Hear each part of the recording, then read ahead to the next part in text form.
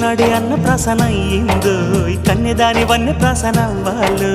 అమ్మ చేతి గోరు ముద్ద తిన్నాను అందగాడి గోటి ముద్ర కావాలో